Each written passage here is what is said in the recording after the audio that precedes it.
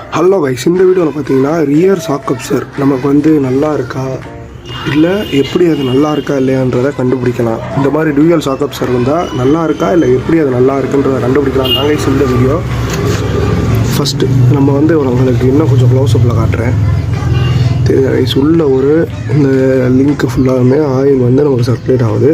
இந்த இடம் பாருங்களேன், நிறைய காட்டுறேன். ஆயில் லீக்கேஜ்ன்றது இருக்கா. ஆனால் ஷாக் அப்சர் வந்து மேக்ஸிமம் போயிடுச்சுன்னா ஹார்டாக தான் நமக்கு சஸ்பென்ஷன் இருக்கும், சாஃப்டான்றது இருக்காது. பட் இதே மோனோ ஷாக்கில் எனக்கு கரெக்டாக தெரில, பட் மோனோ ஷாக்கில் பார்த்தீங்கன்னா இது ரொம்ப சாஃப்ட் ஆகிடுச்சு.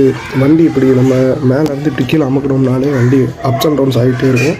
அப்படின்ற பட்சத்தில் மோனோ ஷாக் சஸ்பென்ஷன் போச்சு. பட் இந்த சஸ்பென்ஷன் பார்த்தீங்கன்னா போச்சுன்னா ஹார்டாக தான் இருக்குன்ற மாதிரி எனக்கு ஃபீல் ஆகுது. ஏன்னா என் வண்டியில் நான் அப்படி தாங்க ஃபீல் பண்ணுறேன். ரெண்டுத்துலேயுமே பார்த்தீங்கன்னா லேஸ் ஆயில் லீக்கேஜ்ன்றது இருக்குது. நான் கடைசியாக ரைட் போய்ட்டு வந்ததில் வந்து இந்த மாதிரி மோர் டிப் அண்ட் சிக்ஸு நம்ம சேனலில் வந்து சப்ஸ்கிரைப்